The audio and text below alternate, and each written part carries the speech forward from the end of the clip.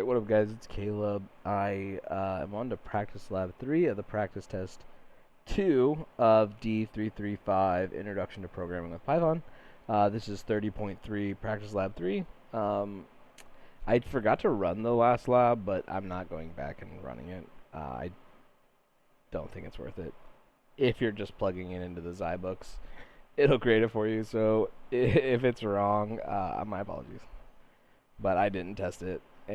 But I have the true answer on my Zybooks, so I have it right, if that makes sense. But my apologies for not running it.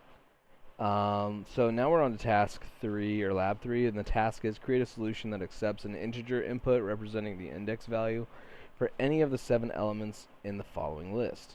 So we have the following list, which is just a random group of stuff. I'm going to copy and paste that over here.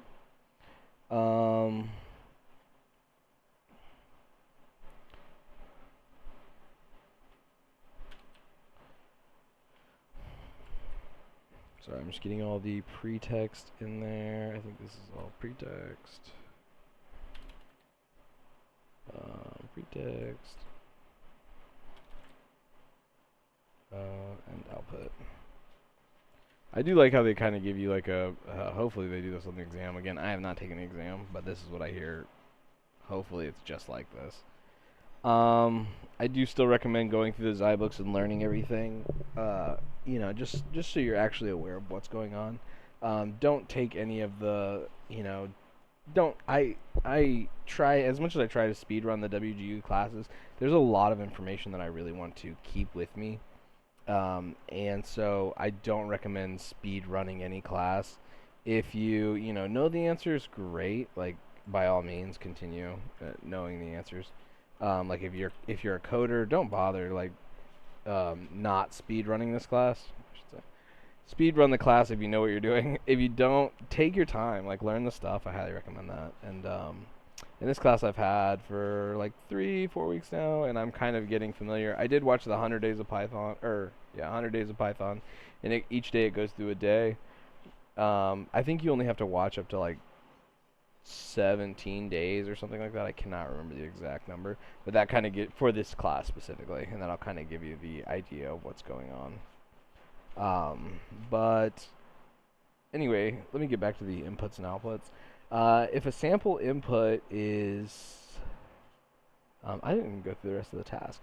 The solution should perform the following: retrieve the element at the given index, determine its data type using a type parentheses function and its .name attribute, check if the element belongs to one of the following categories. If the element is iterable, e.g. list, string, dictionary, output this element is iterable. If this element is numeric, e.g. int or float, output this element this element is numeric. For other data types not in these categories, output this is a different data type. So it kind of wants like a if, elif, else statement, because it gives you 3 options. So, you know, I can't do an if, you know, this is a iterable list. You know, print this element is iterable, else, because there's 3, it wants 3 possible solutions. So you're going to be doing an if, elif, else sort of statement on that. So we have, and again, forgive me for, I already pre-typed this.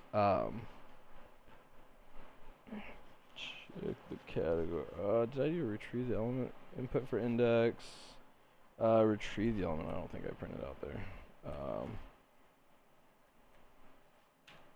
Okay, that's better. I also like it to look like that. Okay, so retrieve the element. I don't know if this is already pre-typed. Again, I already did this, so I don't know what is actually pre-typed on there. So we're just gonna go.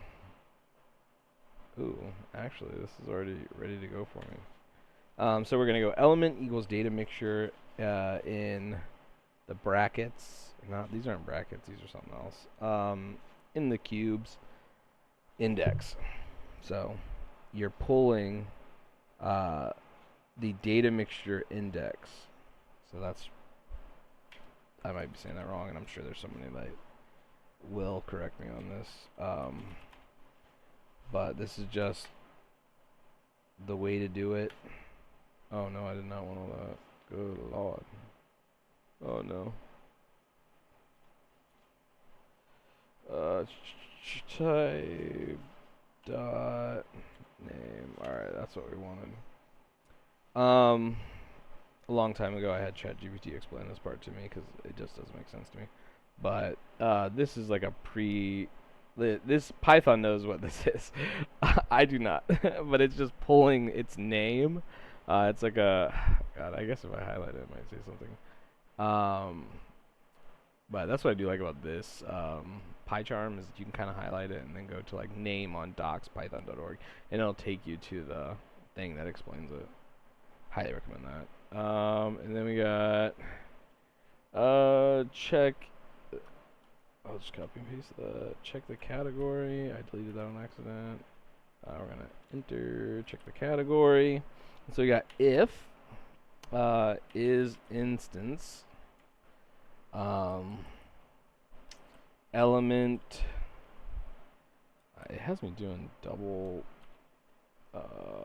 list, comma string, comma dictionary. Oh, we gotta do another parentheses there to finish it out. We're gonna pop on down, and then we do message.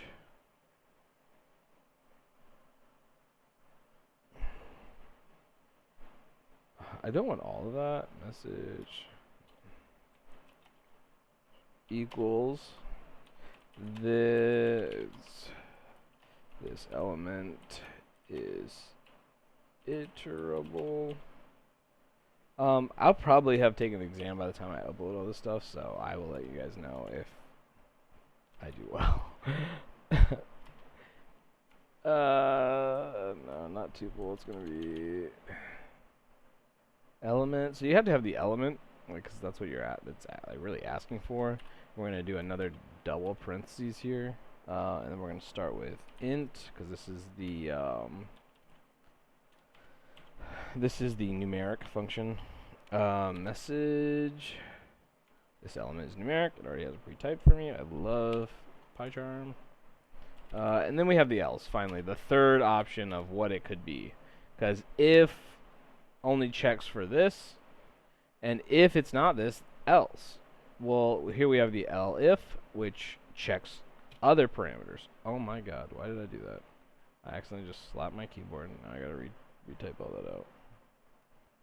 Actually, we're gonna skip that step and go bop. God.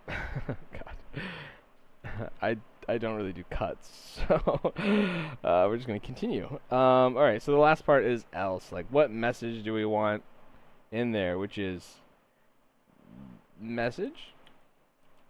This is close, but this element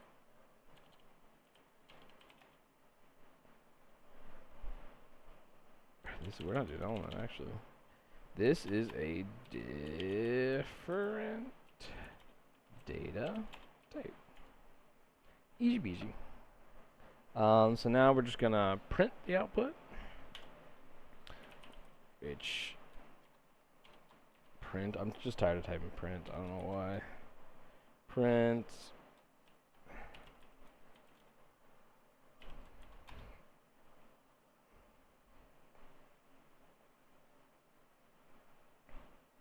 Interesting. Oh.